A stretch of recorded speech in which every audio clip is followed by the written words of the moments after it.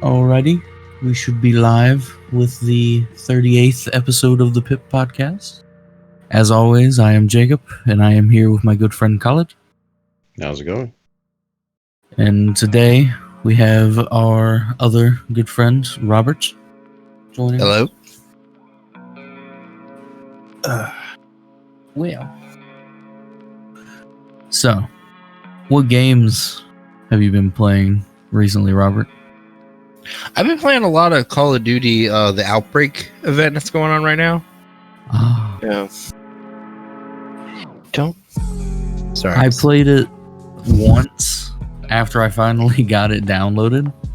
Uh-huh. It seemed really fun, and then it crashed, and I was like, ah! I haven't played it again. Oh yeah, I totally agree on that one. I've been playing a few times, and I'll be doing really good, and it'll be like, oh, connection issue, and it'll be like, no, I just got a wonder weapon. But yeah. Other than that, I've gotten back into World of Warcraft a lot. I've been reading pretty consistently on the weekends. Trying something different. I'm playing a rogue, not playing anything that actually can take a hit. I'm a squishy right now. Yeah. Rogues at least wear leather armor, so they can take 2 hits instead of just 1. I'm a mage. The monster sneezed at me, and I died. But other than that, I'm probably gonna start playing the new Pokemon Sword and Shield soon. I'm getting a Switch soon, so can't wait for that. Because Pokemon rules. I'm actually thinking about getting a Switch because I said I'd play Pokemon when they get better. So get better. They've always been great. I think Pokemon is it's really fun, but as the years went on, the battles and stuff just got easier and easier. But I think it's entertaining in a different way. I'm excited for the remake of Diamond and Pearl. Yeah.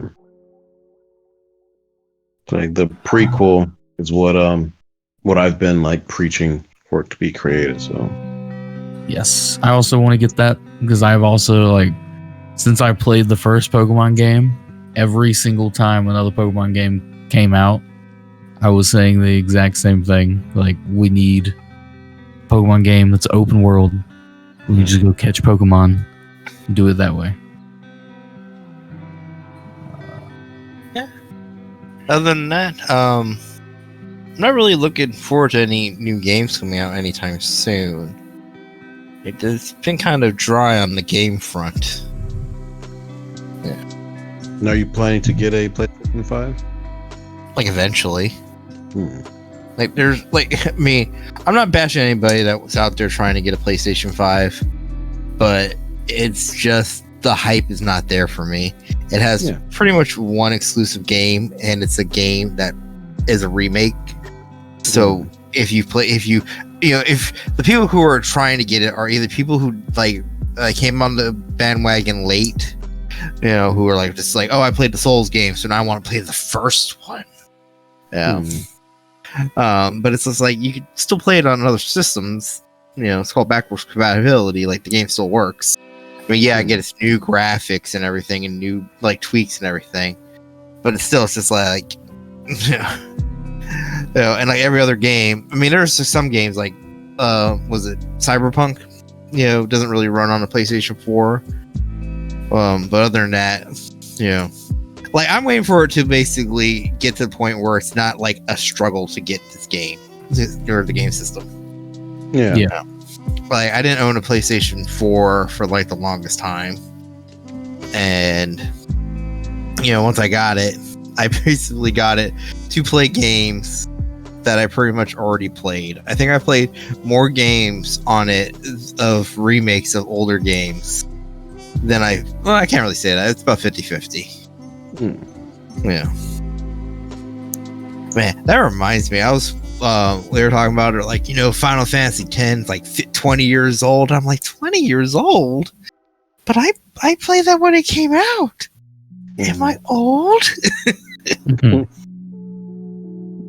Are you planning like on getting the Switch, or are you planning to get like Animal Crossing as well? I don't know about Animal Crossing. I've never really played the game, so I mean, I play like the only similar game I can think of is Stardew Valley. And I played that game for a while, but so I don't really. I say so. What that means is like, hey Robert, are you planning to get Animal Crossing? I don't think so. Oh my god, I can't stop putting. You see my house? I made a museum. Like that is basically what you're about to say. Like I mean, how many people I've like. It's like, Robert, no, just with quarantine, how many people I've heard was just like, well, there's that Animal Crossing my kid talked about, or my friend. I don't know. I'm just getting a Switch for fill in the blank. And then next thing you know, it's like, yeah, I'm trying to catch bugs. Like Matt, he was just, I'm getting it from Mortal Kombat and this Marvel game. Yeah, I got this Gordon, and so you're getting. You don't know yet, but there is a copy of Animal Crossing waiting for you. it's like the old adage: some bullets have your names on them, and some are addressed to whom it may concern. Right? Yeah. The difference between like Stardew Valley and Animal Crossing is Stardew Valley you can like continue to sleep through the nights. Animal Crossing is actually tied to your calendar, like real life. So like Animal Crossing is one of those games where you can change your calendar on your Switch and like cheat through it, or it's like one of those games where you pick it up for however long it takes you to complete the daily stuff, and then you just put it back down, like that Animal Crossing grandma does. Have you heard of her?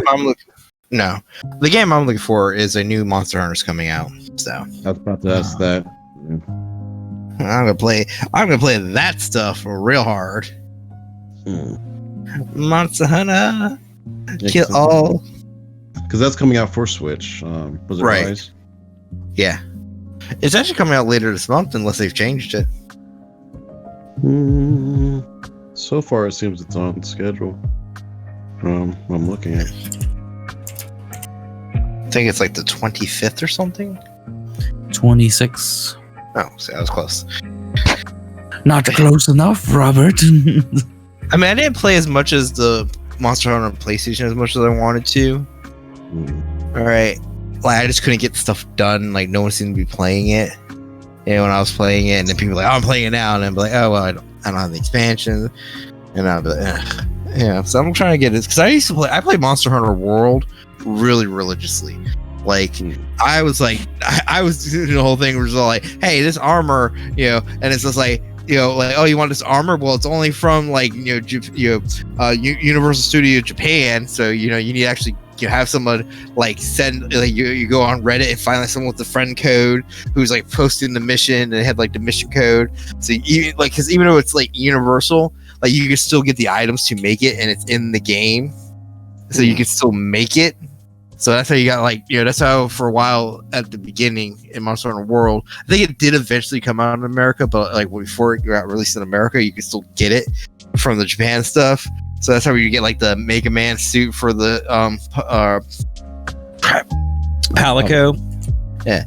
And everything like that, beforehand, because it would be all like, Universal, and I did all that stuff. Because there was this one set that was like super cool looking and powerful, and I was like, yeah, let me get that. It's awesome. And a Sword and Shield, which is my favorite weapon set, so. Yeah. I played Monster Hunter World. I enjoyed it. That was like, Monster Hunter World is the first Monster Hunter game that I owned. I've played it before on like other people's DSs. That was, it was really fun. I agree. Yeah, I love it. That's like the first time they introduced the mounting mechanic in there and everything. And like I said, I played that for like hours. Just just one of those long games that you would just constantly play. And And like I remember I had the hardest time getting it, and then like this one guy's like, "Oh, one of the hottest games right now. You're just surprised you can't just get it. You didn't pre-order it." And I'm like, I don't know. It's like I don't pre-order games that often. Screw me for not knowing like that it's gonna be like super popular and hard to get. You know, like you like the sword and shield? Yeah, that's my favorite weapon set, honestly. Joe Cat makes fun of it, like in the songs. Sword and shield is the best one. That's where that comes from. Yeah, it is the best. I use the insect glaive. That's what I'm best at using. That's a really nice one. That's like I would say that's in my top 5. I like Give me a good old great axe. Huh? It says, "Give me a good old like great sword, like a anime protagonist." I'm fine. Yeah. Oh no, like I said, it goes sword and shield is my first.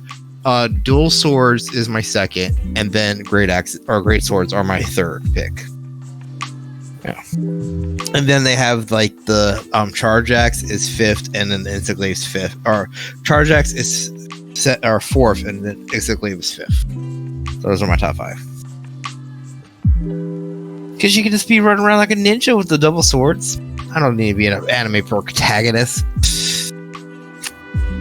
That was the I remember when playing like the first Monster Hunter, and some of the issues that I had with them have been alleviated in the rest of them. Some is still kind of like, okay, guys, come on. But I do remember the one of the greatest swords you can have is just like a hero sword that you pull early. And then after the guy's like, "Hey, just sell it." Or he's like, "Hey, can I sell this?" Like, sure, I don't care. Years later, picking the game back up, and then I'm like reading the trees, and it's like, if you have this sword, it does this damage. Like, oh gosh, darn it! Like, yeah, of course. So like, well, done playing this game. Delete data. I'm never gonna pick you up again until I forget this sin. It's a sin, and you still haven't forgotten. That's why I've still never played it. But one of the also thinking of sins is that so in the first Monster Hunter, they have these really phenomenal clothes you get when you play online. Like one is like this edgy Inquisitor like big brim hat made of black scales or armor or whatever, and you get like scythes and katanas. But they're only online exclusives. Like you can't transfer them back over to your regular game. It was just so weird. Like, come on, guys, why would you do that? Like, I'm just gonna be salty and just not gonna do it. I refuse. Well, luckily they no longer do that. Oh, absolutely. They're so giving now. There's Geralt and Mega Man. I did one of them. Like actually, like who was it? Like there was like one of them. Did I make the Ryu? I can't remember. Like for like the Monster Hunter, for the PlayStation, I did like there was like a character, and when you fixed the armor, it actually made you look like the character. I remember like it was Ryu in one of them. I don't remember which one I made though. Is it or Ryu? It's all in it. I know that. So there's Geralt, Ryu, and then a Final Fantasy. Was there a 4th? Probably.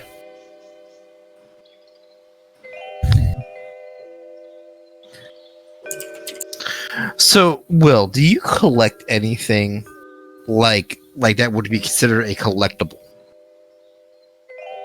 Is dice a collectible? I was talking more like comic books, sort of kind of action figures, stuff like that. Let me look around the room.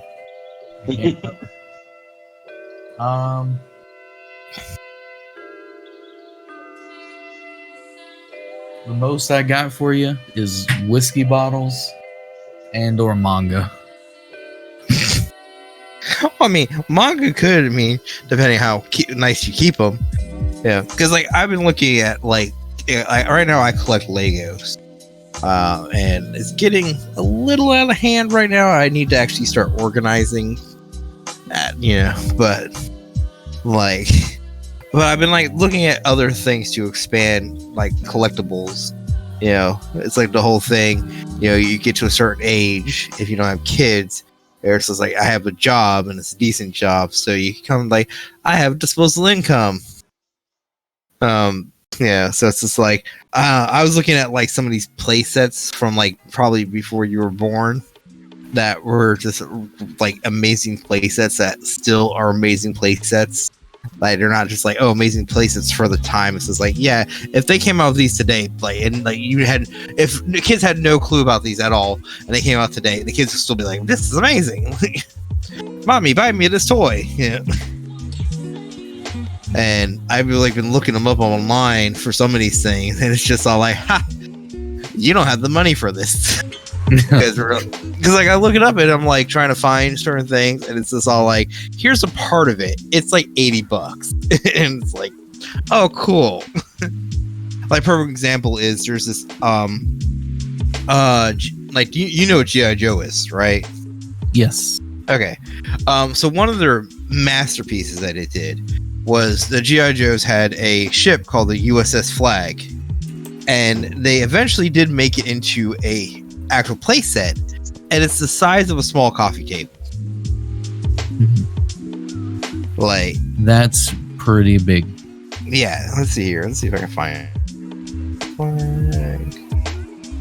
Here we go, dimensions. It's crazy to think about how like it's sort of changed in what kids buy nowadays, because I remember when I was younger, before like video games were like super big, like they were getting there, but when I was like a younger child, like maybe 3, they weren't fully there yet, right?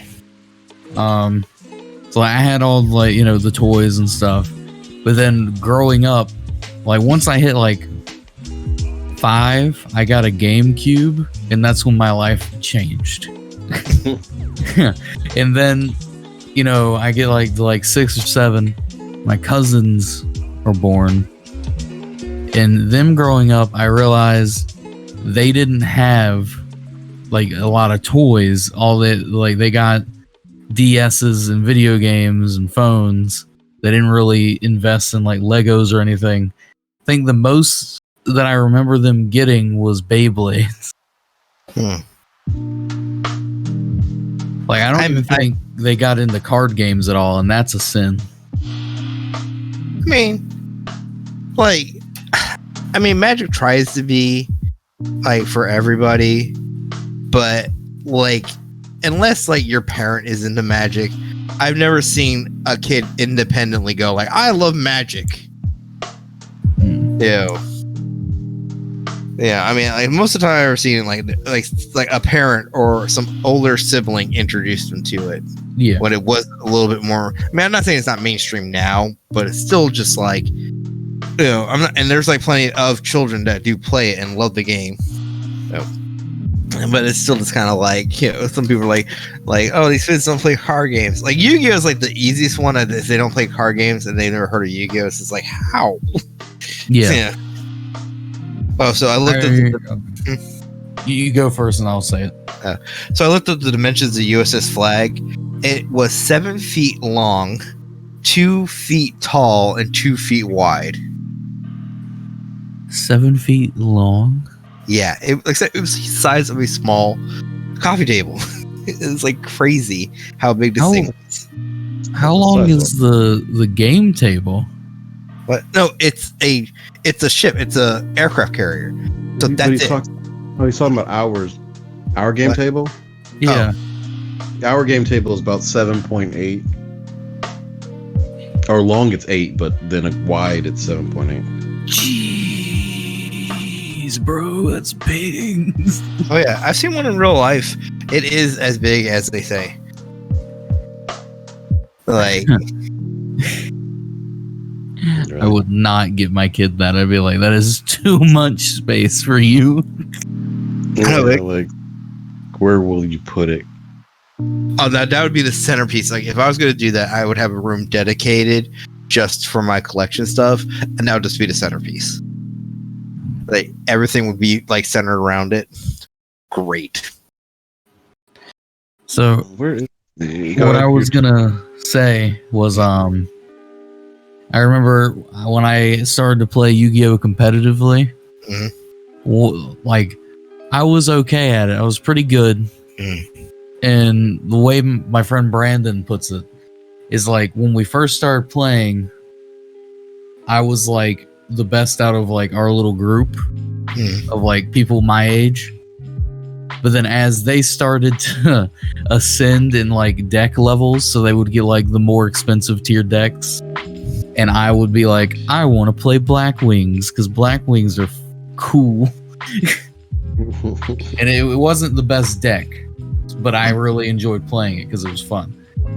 It's like they got better, but I remember the very first regional tournament I went to, I realized it's not only about how good you are at this game, it's also how good your cards are. And I say that because there was a kid there who was like under 10 years old that beat the crap out of me because he had a really expensive deck and I was running Black Wings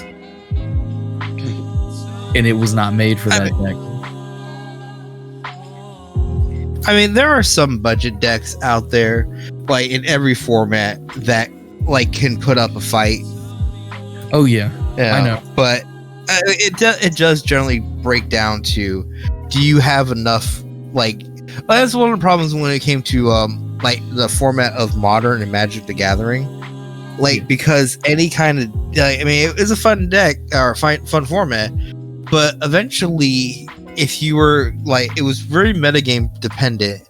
And I remember playing, I got like a really like slightly meta deck, and it had like a play set of cards in it, and these were less than, or actually I think at the time they were like equal value online as they were in real life. And they were like $60 a piece for 4 cards. And I spent over $200, and that wasn't even like it was like a tier 3 maybe deck. It was one of those decks like if no one started coming, you know, and they had no sideboard for it, you know, because it could easily win. Yeah. It was called Cheerios. It was a really fun deck. It's called Cheerios because it was a combo deck and you need all 3 pieces. So like, you know, they had like because they had Cheerios was like the creature card. And the bowl was the creature card. The Cheerios was all the equipments in the deck that cost 0. They indicated the Cheerios. And then the milk was the finisher. And what you do is there's this card called, like they had, like now they have 2 of them. And it was a card that made all your equipment like free to cast, or they're always free to cast. And they had like the cards. One was called Purester Paladin, and the other one's called Scram. And what they did was when you cast an equipment card, it would let you draw a card. So you just constantly, you know, just play the 0 cost equipments. And then you had another card that would return them all to your hand. And you just do it over and over again. And in Magic the Gathering, there's one more mechanic called Storm, which whenever time you cast a spell, you get a storm counter. And then when you play a spell that uses storm counters, it will copy that spell for each time that you've cast a spell this turn.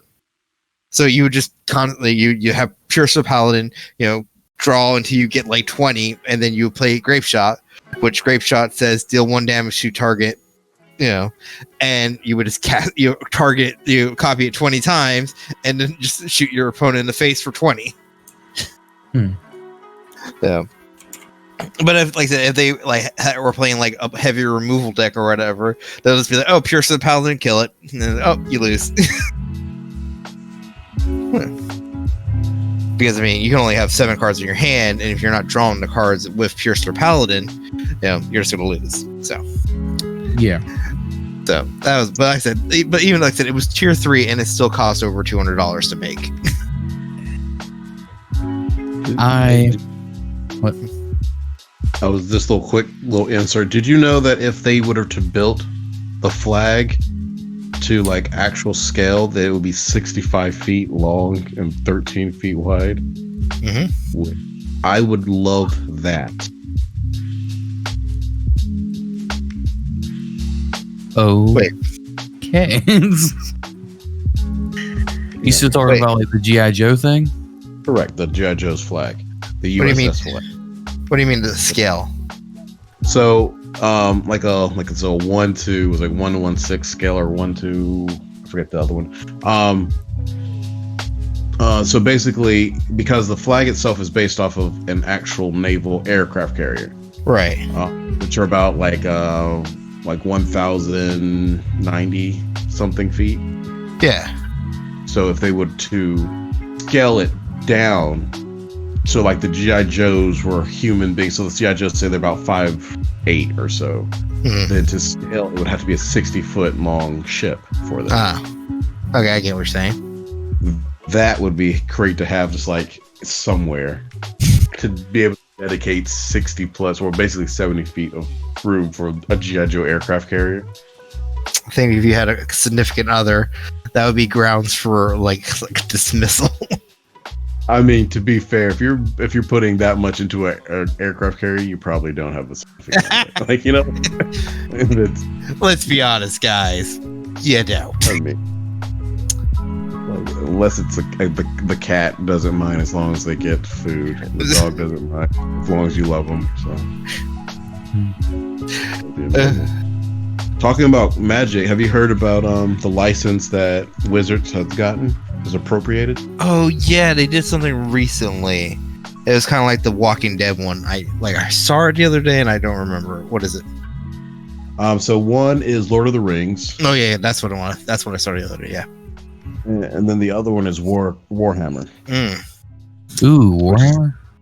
Yeah, which is going to be really weird because there's also rumblings about like Wizards of the Coast. They found out that Dungeons and Dragons has been doing so well. This is like within 2018 and 19 that Hasbro's numbers, like Hasbro's stocks have been dropping, but Dungeons and Dragons stocks have been growing. That's what helped lead to them having their own department in Hasbro.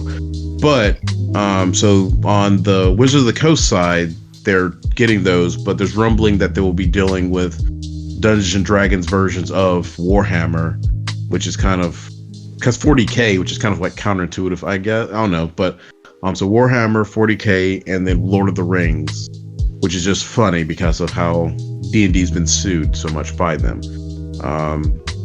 And then I know there's supposed to be the Power Rangers D&D, and then there's like a few other ones. G.I. Joe is supposed to be happening. Well, that makes sense because G.I. Joe or Hasbro owns G.I. Joe. Yes, they want to turn a lot of their properties like G.I. Joe's, Transformers, and then again like that. Well, I don't know with Power Rangers why, but then like My Little Pony has a few of those things popping up as well. But Warhammer's interesting enough. Yeah, like who does? Wait, let me see it here. Just pretty sure. Dice Masters WizKid. Does WizKid by themselves or? Yeah, they do stuff for both Dungeons and Dragons and Pathfinder. Oh, and HeroClix, but I don't know who owns HeroClix. Who owns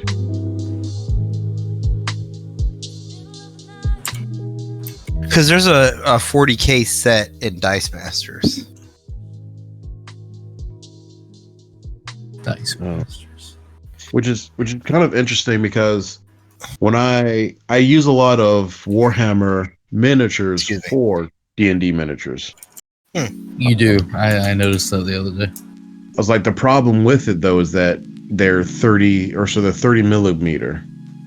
So they're technically bigger than the 28 millimeter. It's very interesting how 2 millimeters make that much of a difference. Because it's like basically like a full 2 feet versus just like, you know what I mean? So orcs are giant, even goblins are kind of big. So I don't really pick as much things from it. I forget who it was. I think it was Noah. But he looked at your miniatures the other day because, I brought them over. He was like, when did you get all these miniatures, Jacob? I'm like, those aren't mine. He's like, well, then whose are they? I'm like, what do you mean? Then Colin's. I'm like, you've looked in that box before, Noah. Sweet baby boy. It's very funny. We're gonna that real quick. See, let's see who's owned. Oh, so okay, so it just WizKids just or basically owns them. Okay. Yeah. Oh, Tops. That's what I was looking for. It's Tops. That's the right to all that. HeroClix is a really weird mixed bag. Because some of them, I mean, I understand that they're going to put less effort into some of these things, but some of them are like amazing looking. Other ones are just all like they made a vague model of the character and then threw paint on it.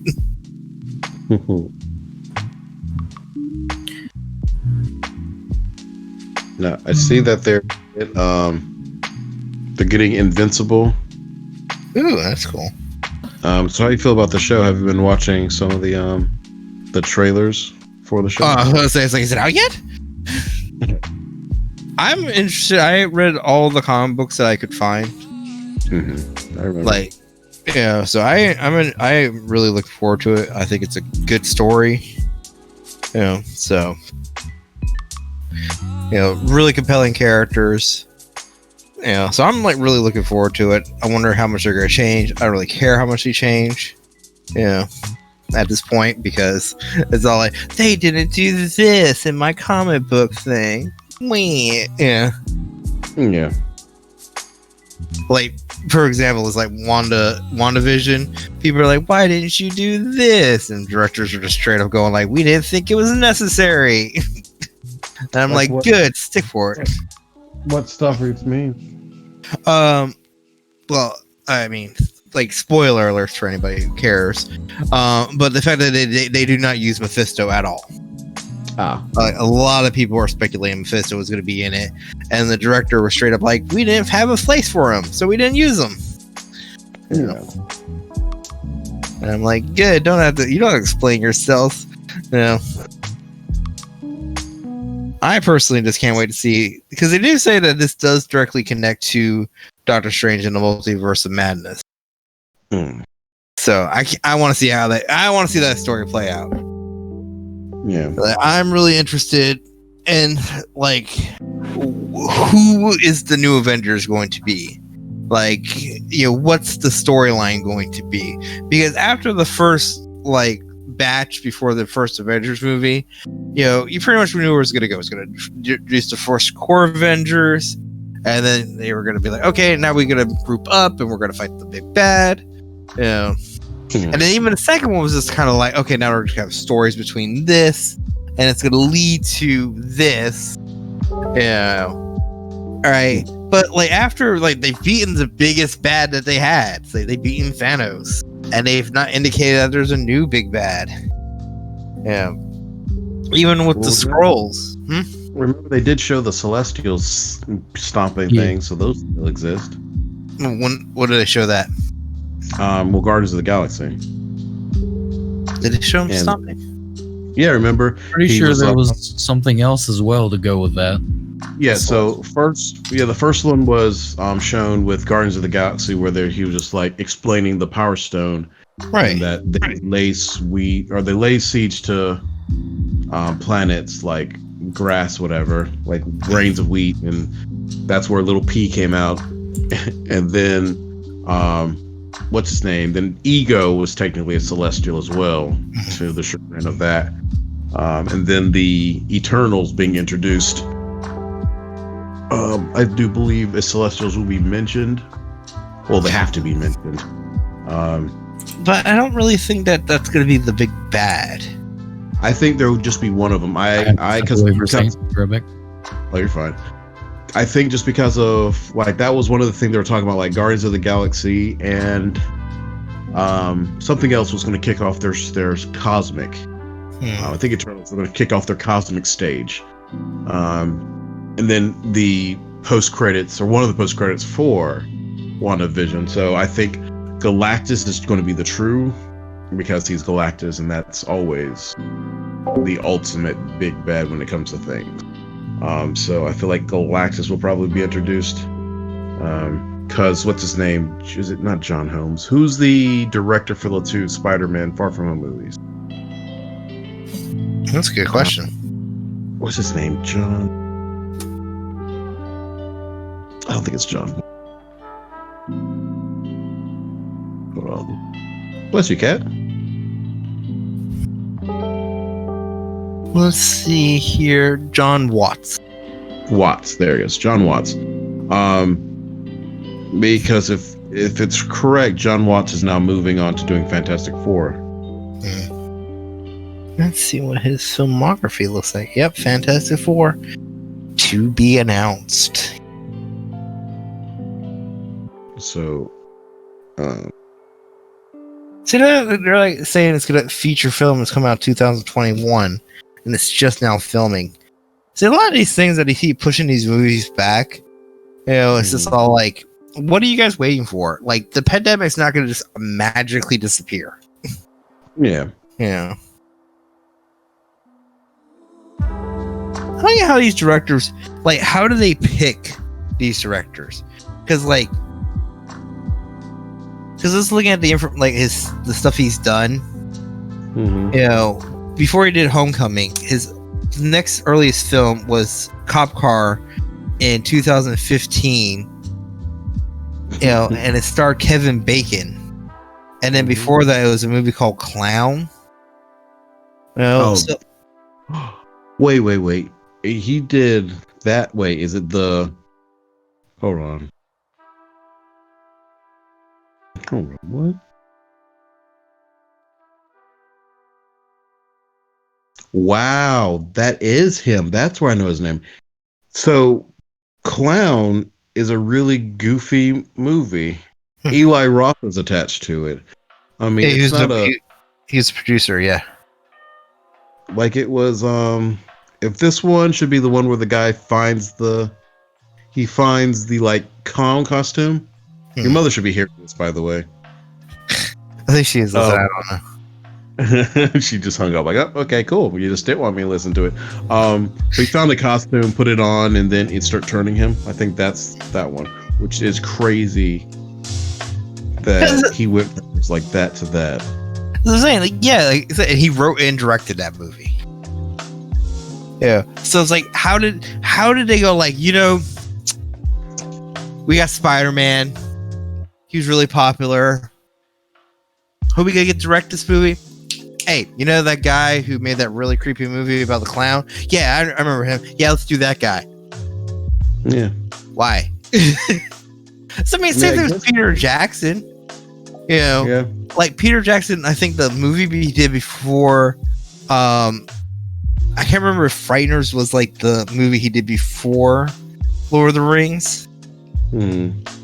I'm pretty sure it's either like, let's see here, filmography. Let's see if I can find his filmography real quick. What the heck? This is weird. No.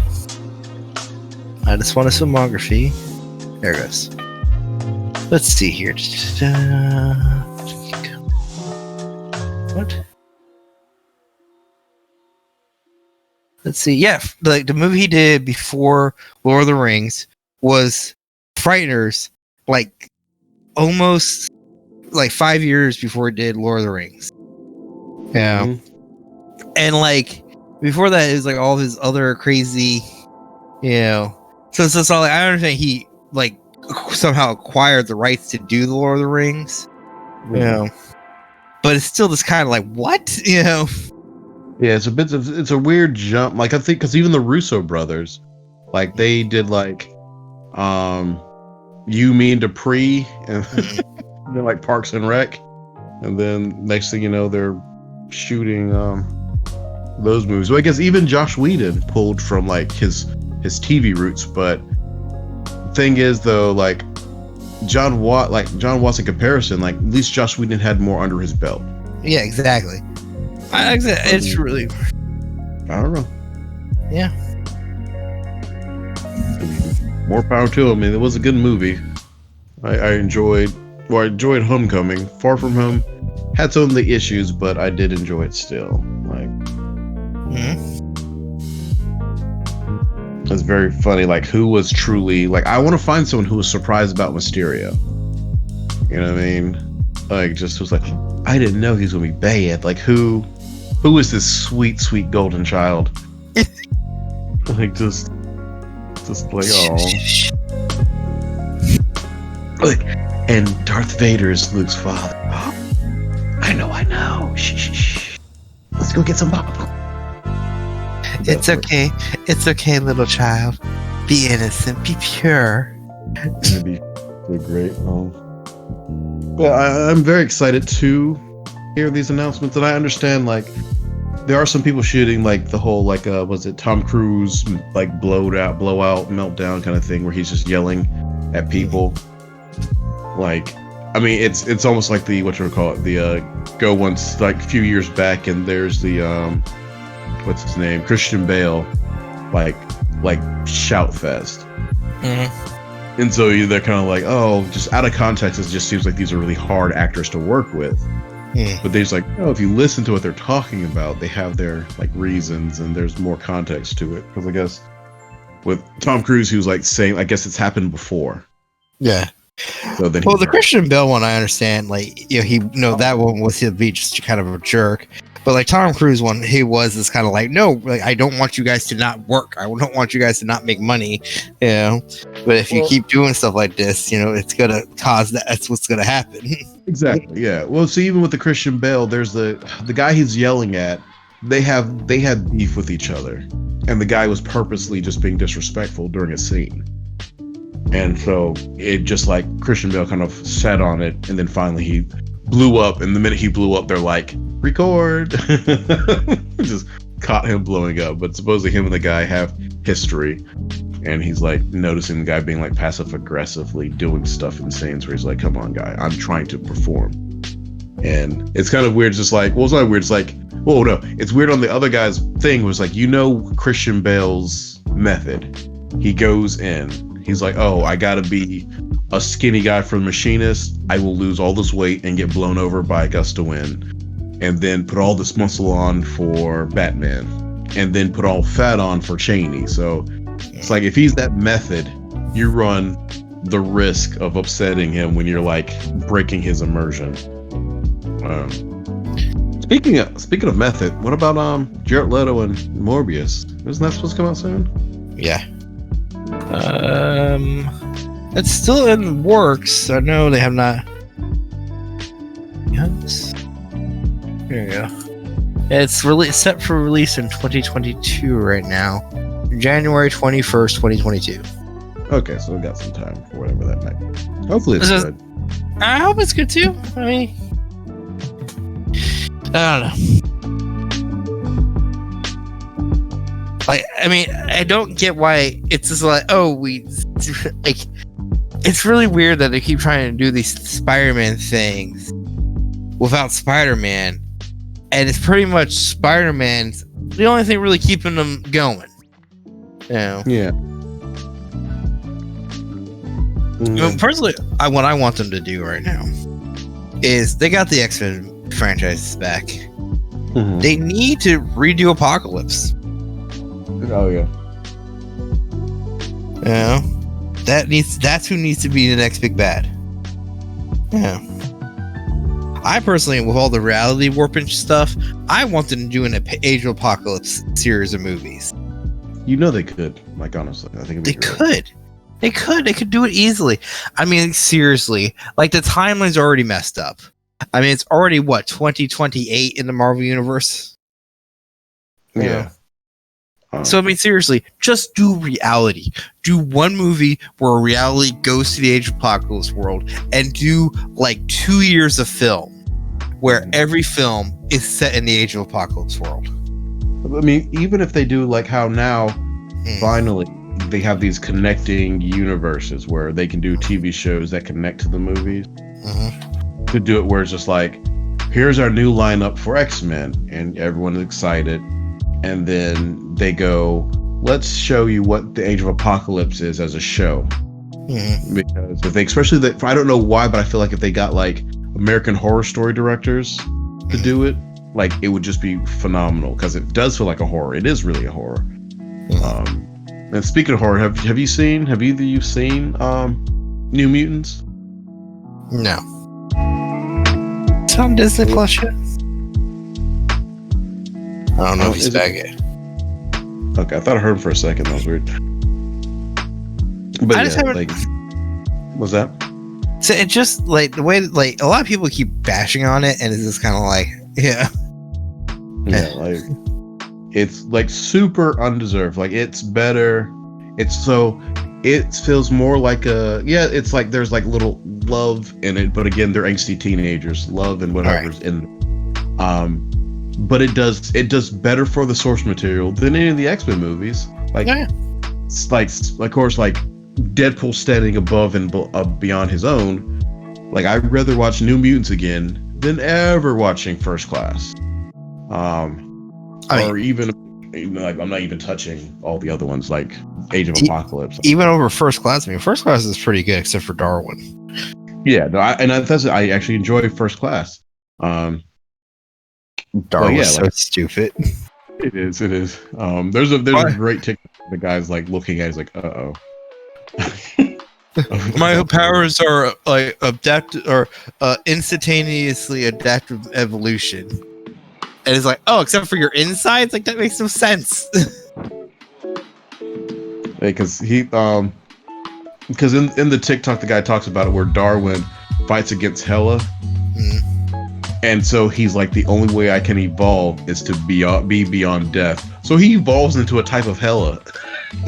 And he just fights her as this weird Hela mutant. Like, I mean, yeah, he's done that before. He survived he literally in the comic books got sucked out of a spaceship and instantly adapted to be able to survive in space. Yeah, like he's and the fact that thing didn't he's super overpowered. I mean, like that whole like every character they produced from that was super overpowered. Like Vulcan, it's like God. See, I actually was talking. I was talking to my mom about this. I don't really like characters that they make like or antagonists when they're super overpowered, because it's just all like, you're just doing it so the heroes will lose. Yeah. All right, but I actually do like overpowered characters if they're done right. Like if they're just doing it, and they're just kind of like part of the world. Like there's this thing I was watching the other day. And I like the whole Sinister, I'm planning more, I'm doing something, but I'm planning something more to this. And one character is like, I won't let you hurt her. And the guy, the demon goes, if I wanted to hurt anybody here, I would have already done so. And I was like, that's a cool line. I just love that line. But like people like Vulcan, who freaking like anytime they've already established a character as really powerful and then they bring this new guy in and it's just like, oh, here's this really powerful character. Oh, he just easily beats this super powerful character. Like his whole thing was that he's like super powerful and you pretty much have to use your head instead of your brute strength to beat him, because he beat like Gladiator. Yeah. Oh yeah. And if you don't know who Gladiator is, he's pretty much, I mean, he's not as powerful as Superman, but like he's up there. Like he's stronger than Juggernaut. Yeah. Yeah, but his weakness is literal self-confidence, the lack of self-confidence. And so is Thor's weakness apparently, so. Yep, it's everywhere, see? It's no confidence. Someone said something bad about you, and I'm saying that they're right. I'm unworthy. I hate that storyline so much. I love it. But you only love it as a troll. Hey, that works too. If I accepted, well, that is true too. Moving on. But yeah, I'm interested to see when this when it ramps up when it comes to casting news again, because like that was the thing about like phase 1 Marvel MCU, was that they're just like all these Easter eggs were there, like this giant plethora of like Easter eggs that just got you like, oh my god, finally. And I think now the Easter eggs, like I think WandaVision did a phenomenal job of Easter eggs. Like it reminded me of the good old days. And then again, like I'm trying my best to just like, I will have some self-control and not watch Winter Soldier until it finishes.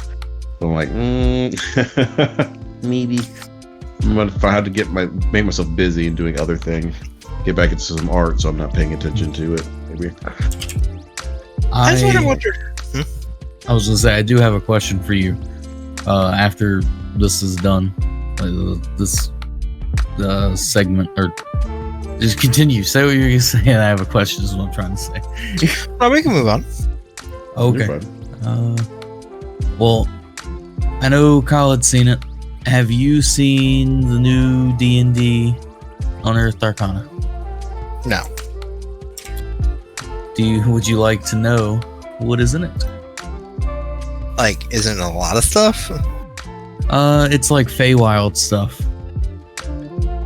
So it's not like the just added stuff. So like you can play as a fairy, owl folk, rabbit folk.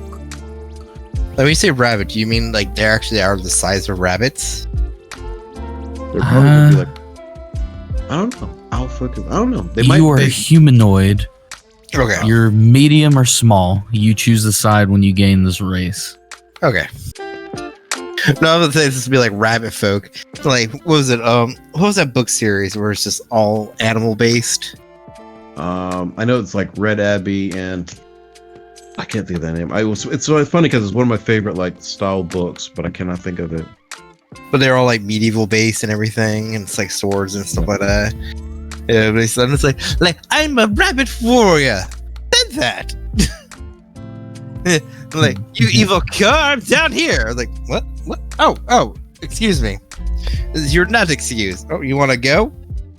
Boop. He has a little sword. Like, oh my gosh.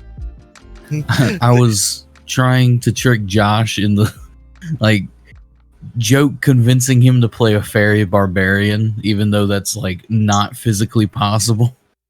Because the fairies are small, and with Fey Passage, they can squeeze through a space as narrow as 1 inch wide. That's how small they are. That's one of the things that like always got me with 4th edition was some of the Fey powers that are like the elf powers that they had, like were ridiculously like broken. You know, because I think it was like they had like I think it was like moon elves or something like that, but they had line of sight teleportation. You know, and I'm thinking like this is a medieval world. Like their armories and stuff like that, and like their treasuries are not like airtight. You know, like nowadays. Yeah, I'm like I'm a rogue, stealth, line of sight. Oh, I'm inside the bars. Shing, shing, shing, shing. Line of sight. I'm outside the bars. Cool. I am now the richest character ever. That's kind of the treasury. Like, Twilight Steps. What? Yeah. That's what I was getting ready to say. Like, there's a spell that allows you to do that too. It's called like Misty Step. Nazir, a Dimension Door. There's one that allows you to do it without even seeing where it is. You just designate how far you want to go in. So theoretically, if you're like a master of doors and you're like, okay, this door, it has to be like, I don't know, a foot like wide or whatever, then you can be like, okay, I'm just gonna go 5 feet this way, and I'm just gonna be safely in the vault. But Twilight Step, Misty Step is line of sight. For instance, Nazir, Twilight Step is Nazir's basically Misty Step because of his swords. As long as he knows what's on the other side of a wall, or he like has seen it, can see it, he can just move 30 feet to that position if it's within 30 feet.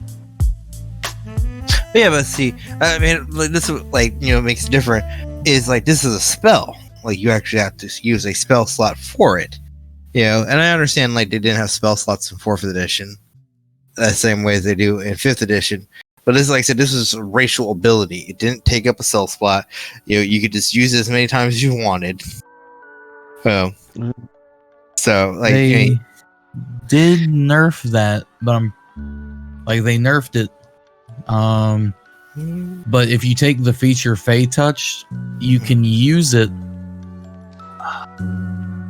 You can cast it once without using a spell slot. and then you can just continue to cast it with spell slots. Which is, again, it's just nerfed version of that. But I can see why that can be annoying or OP. Red Wall is the name of that animal-based medieval thing. Oddly enough, in February 2021, Netflix acquired the full adaptation rights. And Over the Garden Wall creator, which makes me super happy, is going to write in on the script. So what is it, Robert? Both of y'all, they still actually have that ability technically. What? It's Monk Way of the Shadow. You gain the ability to step from one shadow into another. When you are in dim light or darkness as a bonus action, you can teleport up to 60 feet to an unoccupied space that you can see that is also within dim light or darkness. You then have advantage on the first melee attack you make before the end of the turn. And you can use it as many times as you want. What you were saying sounded familiar. And I was like, why does that sound familiar? And I was like, oh yeah, I have a Monk Way of the Shadow. That's why it sounds familiar.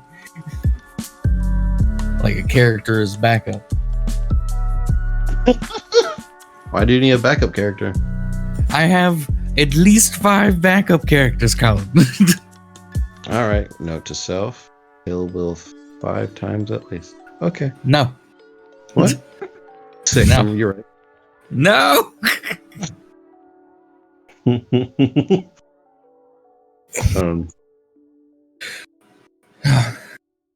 So my question is, I do like they have to be bringing the X-Men into the Marvel universe.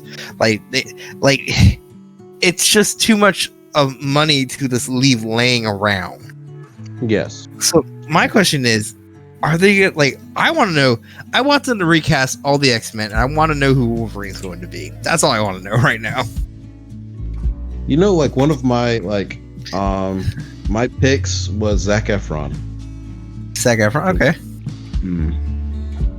Wolverine. Is it because he was in The Greatest Showman with Hugh Jackman? Oh, I didn't think that. Oh yeah, he literally took the helm. Perfect. Yep. Close enough, yeah. But yeah, I think Zac Efron would make a good Wolverine. So, Will, have you played any other tabletop games? I've played Gaslands. Never heard of that one. It is a racing tabletop game. It's think Mad Max. So you can either do a straight shot race, or you can do a battle arena. You can use your abilities to destroy the opponents. It's actually really fun, and I 3D printed a lot of props to go with it. It takes a big space, so we could actually the table being so huge is actually a really good thing for that game. That's interesting. So do you how do you indicate who wins and loses in this? So basically what you do is you can go get cars, just the little Hot Wheels cars. You do them up like Mad Max, you paint them and stuff. You don't have to, but it's fun to do so. And then you draw out an obstacle course and have those set markers that you have to pass through to complete the course, and you have an end. And then different cars have different classes. So I always played with the speed class, so my car could boost out of trouble. Trey would play as a tank. Noah would play as an 18-wheeler one time. And they're good at ramming. You have specific allotment of points to choose for either weapons, armor upgrades, nitrous, NOS, whatever. And then the way you determine how good you are on your turn is by dice. So I actually 3D printed us the dice. The dice have the gear shift up And you have each set of cars have like a set speed. Like for instance, one type of car can't go up but only like 3 gear. Yeah, in the 3rd gear. The car I was playing could go like the 6th gear or something. And that determines how well you can maneuver. And there's different templates you use to determine how you turn and drive. And I believe that's also determined by the dice. Like you get like, when you roll the dice, it gives you like a certain amount of points that turn, and you can use it however you want to with the templates or attacking and stuff like that. That's pretty interesting. If you come up here, or we bring Noah to you, we'll set it up with me, you, Khaled, we'll all play. Nah, man, if I'm going to play a game with you guys, I will probably either play like a one-shot for D&D, or I will make up a campaign for Muse the Masterminds. So yeah. For this like break-in announcement, because right now I don't know if I'm reading real life. So Kevin Feige announced and confirmed that Zac Efron is playing Wolverine. What? And this happened in 2019.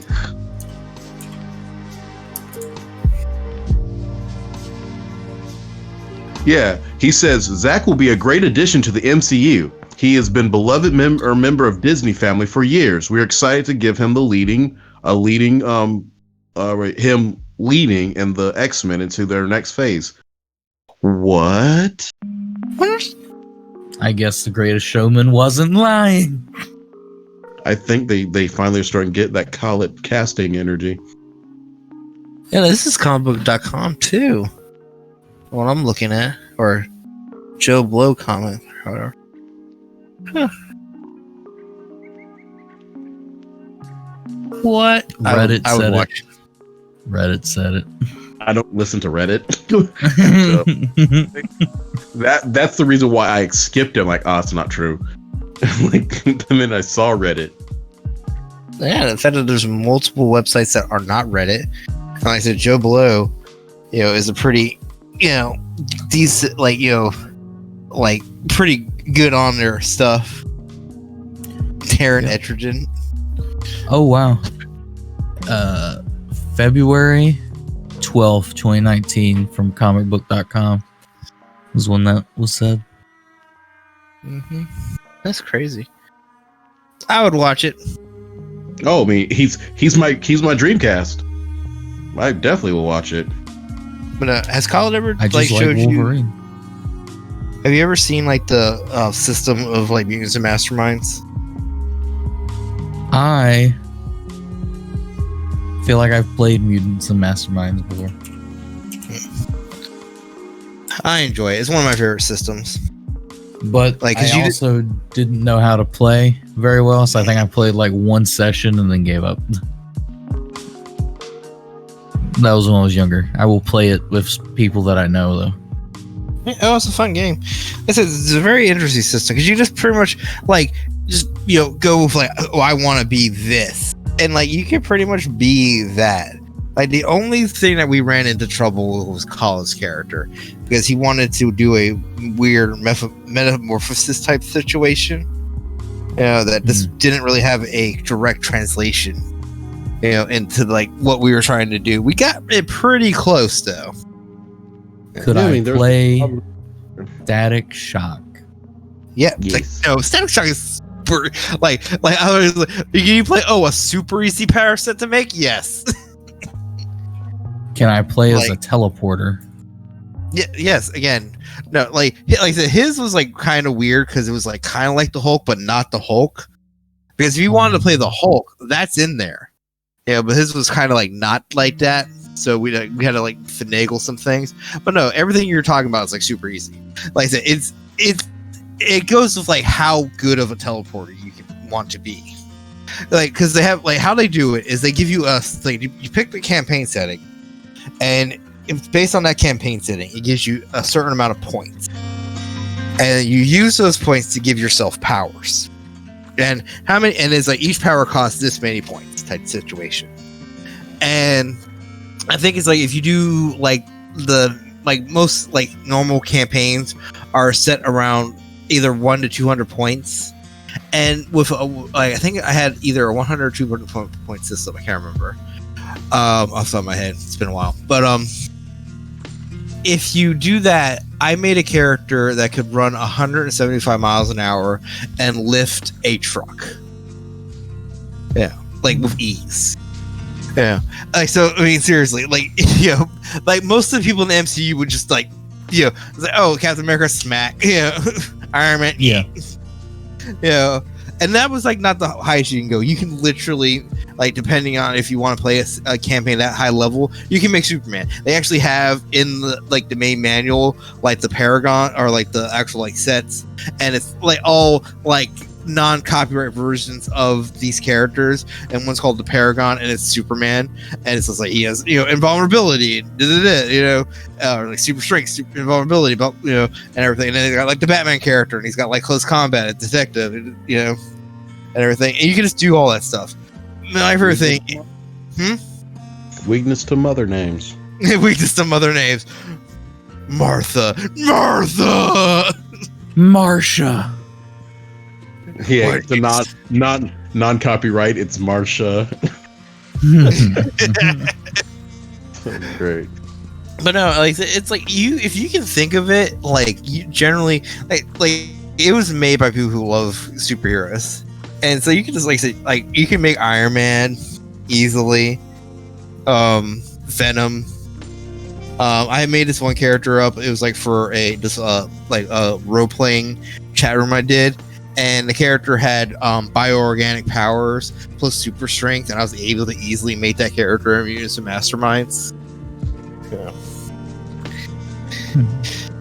I mean, it sounds fun. I'd like to play it. Oh yeah, it's really fun. I need to talk to one of my old friends. Like he had like the PDF for like all of it, and he actually I don't know if it was an official PDF or not, but there was like this one PDF that he had that was like just full of villains. And I just used that to be like, let's see what's a cool villain. That's a cool villain, And so I made two super I didn't make them; they were in the book, but they worked so well for what I wanted to do. They were like two super racist characters. Like one was like, they were super racist.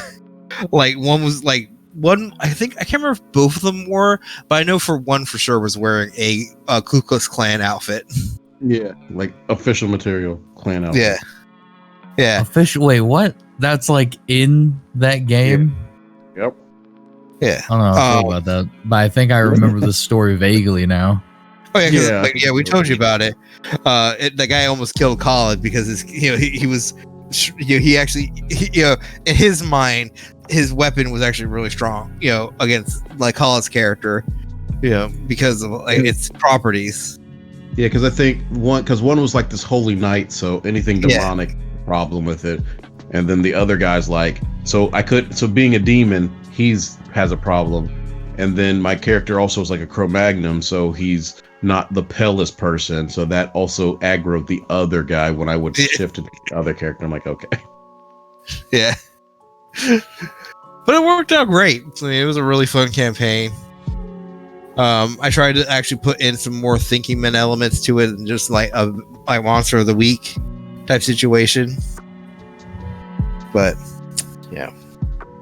It's one of those things you just gotta pick what you want to do. I remember this one time I played, and like we had just like the group I was playing with, we had just finished playing the 40K. I think it's like Dark Heresy. It's called Dark Heresy, and it's like super grim dark. Like just like you're everything is crap, and you're just basically trying to be the least crappiest version of crap. So then we go to this situation where we're playing superheroes, and I'm playing like a legit superhero, and like every character is all like they're bad guys, they're robbing a bank, incinerate them with laser beams. Like, guys, time out, guys. We're heroes. We're heroes. We can't just murder everyone to solve our problems. Yeah, like I said, I literally said that to them. I had to say that, like, guys, they're robbing a bank. It's not a death sentence. And like I subdued like 3 dudes, and they just murdered. And they're like, "This is a simulation." It's like, "Oh, cool, great. I'm not part of a murder cult now." Because like they said, they were like they just like their mindset was just grimdark. You know, how do you stop the enemies? Well, they can't rob a bank if they're dead. It's like they are literally stealing money. Like they have not in this scenario killed anybody. Like, don't think it's worth it. Don't think it's worth it. So yeah.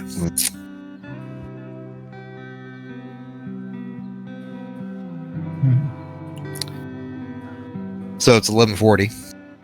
It is 11:40. Woo, 11:40. So yeah, You got an agenda, Robert? But I'm trying to stick to your guys' schedule. I know. I'm just messing with you. I'm being considerate as a guest. But it's technically more freeform for the guests, and since there's 2 of us, it helps break it down, so it's easier for my guest. Hold on, because usually we'll have to have 2 of us reading, or at least going off what we are watching, playing, reading, listening to. But since there's 1 guest, then it can touch deeper into it. So with that one said, though, what are you watching, reading? Well, today I actually watched the new Coming to America movie. Ah, how was it? I enjoyed it. They like it was actually way less MacGuffin-y than I thought it was going to be. Yeah, like they addressed the central issue like right at the beginning.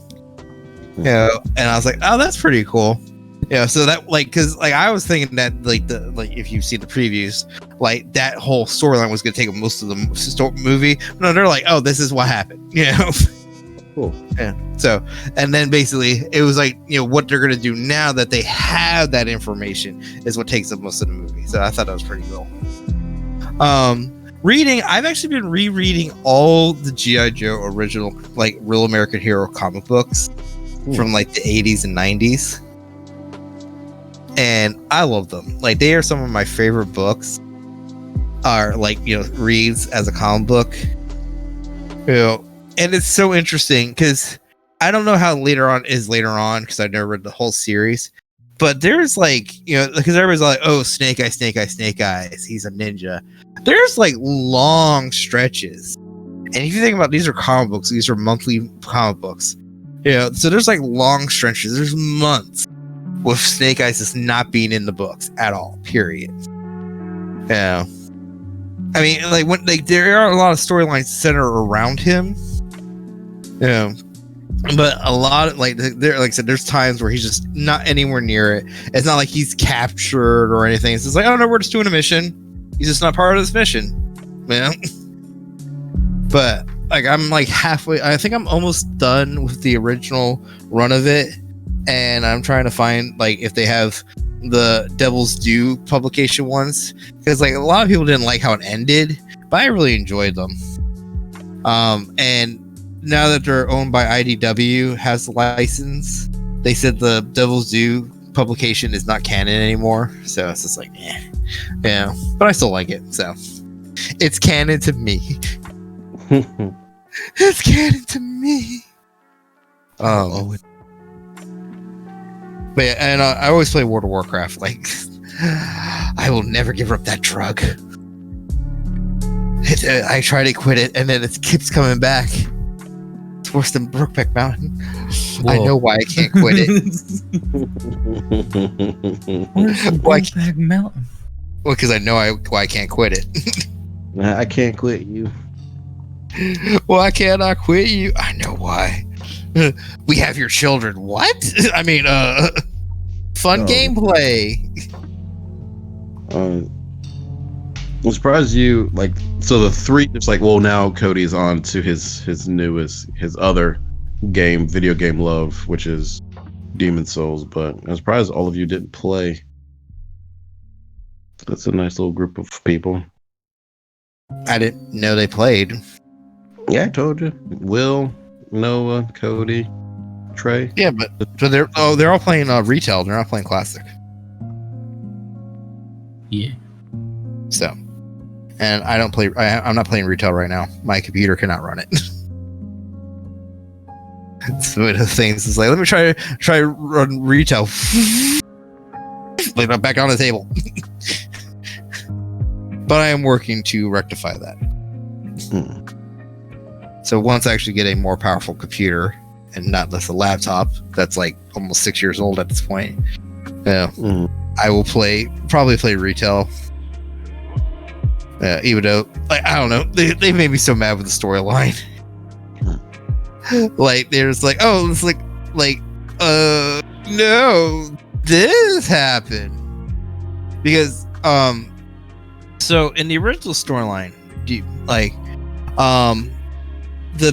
one of the main villains, called the Lich King, was started because of a demon, in the burning, like for like the longest time, everything that pretty much has gone bad in World of Warcraft's world is pretty much the fault of the Burning Legion.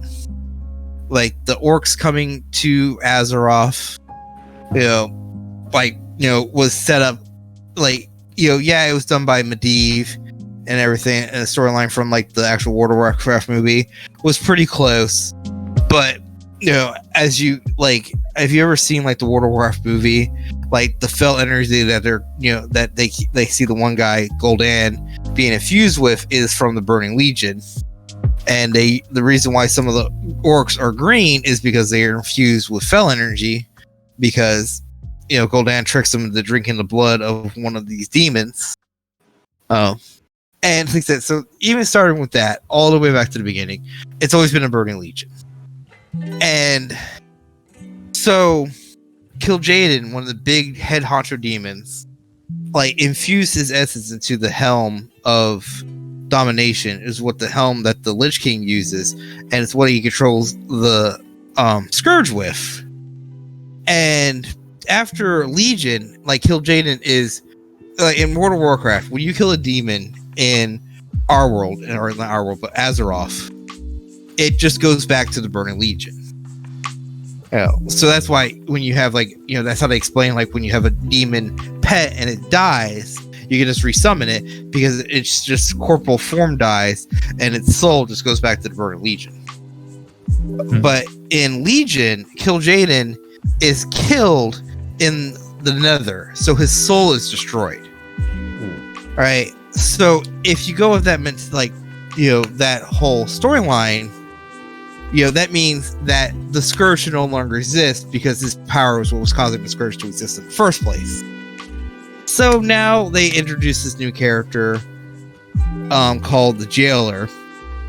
And oh no, it wasn't like Kil'jaeden who made the mask, and it wasn't the Dreadlords that they said in the past. It's now these guys called these Forgers from the Shadowlands, and they made it. And it's just all like, maybe if you guys are just like not paint yourself into corners, you want to have, like, I don't like retcons and stuff that basically like just contradicts. Like it's a retcon because basically you put yourself into a corner and you did something, and now it's like, oh, well, that didn't happen. And it's like, oh, okay, we've been playing this game for 25 years now, or what is it, like 15? What was it, Warcraft have age? It is $29.95.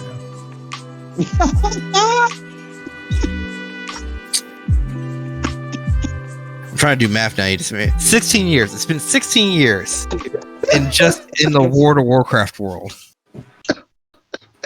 What are you laughing at? Because he's trying to look up how old it is, and then you just yell out a price tag.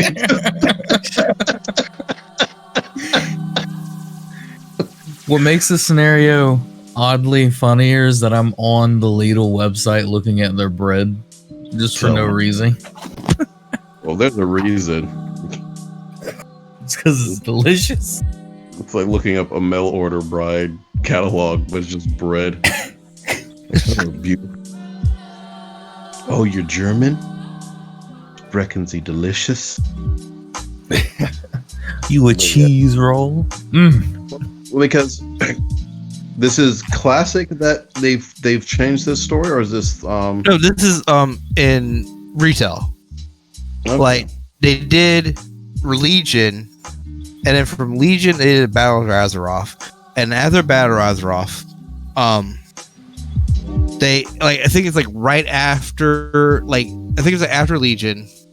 Can't remember what happened, but they introduced like the jailer a while back. It was like either 1 or 2 expansions back, and he's the one that's making like Sylvanas Windrunner really powerful. And she has a deal with him. And at the beginning of Shadowlands, she goes to fight Belvoir Dragon. And when she fights him, she rips apart the Helm of Domination, which opens this giant rift into the Shadowland. Yeah, I've seen that one. Yeah. And that's when that's pretty much like in that storyline, that's where they retcon all this stuff. The forgers from the Shadowlands that are what made the Helm of Domination. That's why it's connected to the Helm of that's why they're, because like, this is pretty much the afterlife, quote, quote, big quotation marks, afterlife. So that's why, you're able to control undead and make undead because it's connected to the afterlife. It's just all like, and I'm like, you just wanted to figure out a reason to keep the Scourge around. Scourge. I mean, I don't mind. I mean, the Scourge are one of my favorite like villains in World of Warcraft. Like, Wrath of the Lynch King, like that whole expansion is literally my favorite expansion from like World of Warcraft's history. Because I play a paladin and I just like the whole like light fighting against the darkness of like the undead Scourge just washing over you. Like the storyline in my head just clicks with it. And it's really great. But like like I said, it goes to the whole point of like it still like has like Kill Jaden trying to control the Scourge with the Helm of Domination, because the Burning Legion is still trying to take over the world. But now that after Legion, it's just all like, well, they beat you. Like I said, most of the like top dogs in the Burning Legion are like legit destroyed. And like I said, they pretty much like they're like, hey, we got a resolution. Oh, we ourselves into a corner. Retcons, yay! Because for example, they did it with Legion in the first place, because in Burning Crusade, which is another good expansion, and they're re-releasing it soon for Classic. The main villain is Illidan. And you kill him at the end of the at Burning Crusade. Like he's the final raid boss. Well, not the final. I think you actually fight a aspect of Kill Jaden, because Kill Jaden is one of the big bads throughout the whole series. Like even in like the actual Warcraft games, Kill Jaden is still playing a part in like the narrative. But you kill Illidan, and then like in Legion are like, oh no, you just knocked him near death. And then we saved him for reasons. Not near enough. Hits him again.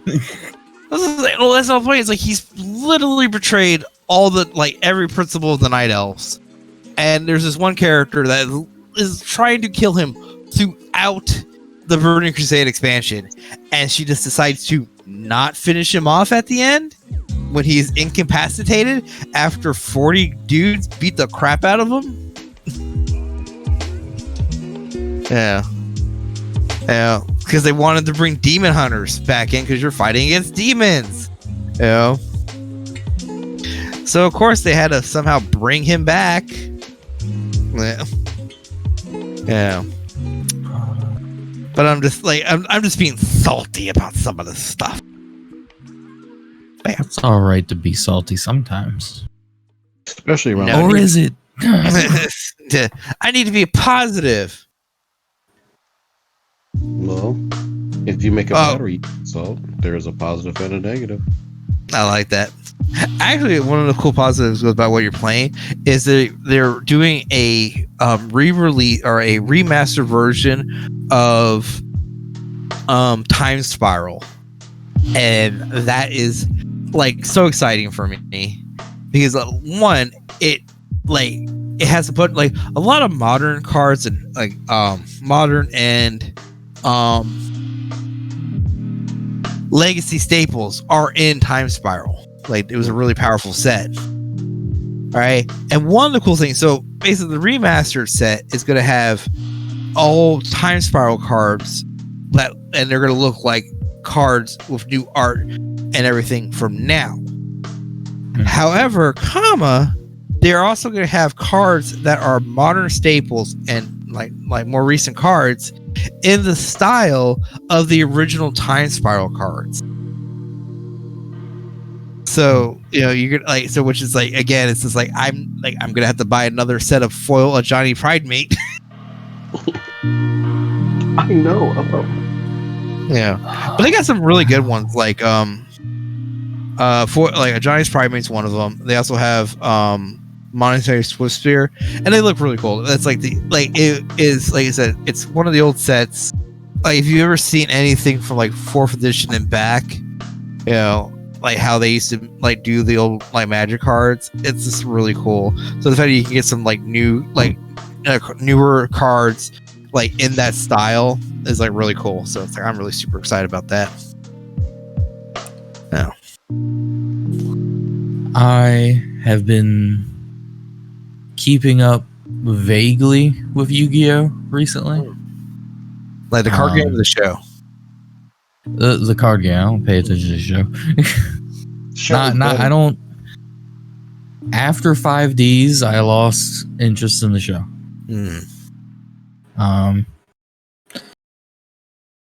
That's just, yeah. That's fine. By the way, I was concerned that Yu-Gi-Oh was dead for like a hot minute there until, because I hadn't heard of any new set releases in 2020. Yeah. And I think towards the end of it, they finally released one, or they're releasing one early, like this first quarter. Yeah. So I was like, is it dead? And then I was like, oh, thank God. Oh, no. I still think profitability wise, I think Yu-Gi-Oh is still like one of the top selling card games out there. It could be. You gotta get those like German misprint first edition cards. Those are worth a lot. No, I mean, like, I'm just saying, like, currently being sold type stuff. Like, yeah, I was just messing with you. Nah, I know a new game came out. Legacy of the Duelist, Link Evolution. I know that came out. And yeah, okay, Ignition Assault. Maybe I was wrong. Ignition Assault was the last thing to come out, and that was early 2020, not 2021. So nothing new has come out. It worries me. I am still worried. I changed what I said. So looking at it, based on information from August 2022, or sorry, 2022, the future, Yu-Gi-Oh is ranked number 3 after Pokemon and Magic the Gathering. Makes sense. Makes sense. Okay, so apparently there have been more than just that. I don't know why it was just showing that before, but they have a whole lineup of stuff. So I changed my statement for the 3rd time. I am no longer worried. It's a constant back and forth with me. I hope you understand. What is this? Volans, 11-inch baby doll. Get out of here with that. What is this? Why did he leave? Yeah, tell him to get out of here with that.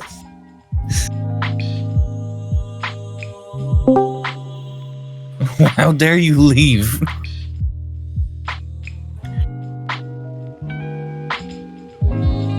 It was just ironically timed. I know. I was laughing at that. But I came back just in time for 12 o'clock. Ah, indeed you did. Well, Robert, is there something you would like to say before I end us out for the night? Just live positively. Amen. Nice. Alrighty. Well, if you enjoyed tonight's episode of the PiP Podcast, then please hit the follow button. And if you would like to join us again next time we are live, we live stream every Tuesday from 10:30 p.m. to 12 a.m. Eastern Standard Time. And every other Friday, same time, but with a guest. And if you would like to watch previous podcasts, you can find them at OniCentral on YouTube.com or the PiP Podcast at YouTube.com or Facebook. And that will be it.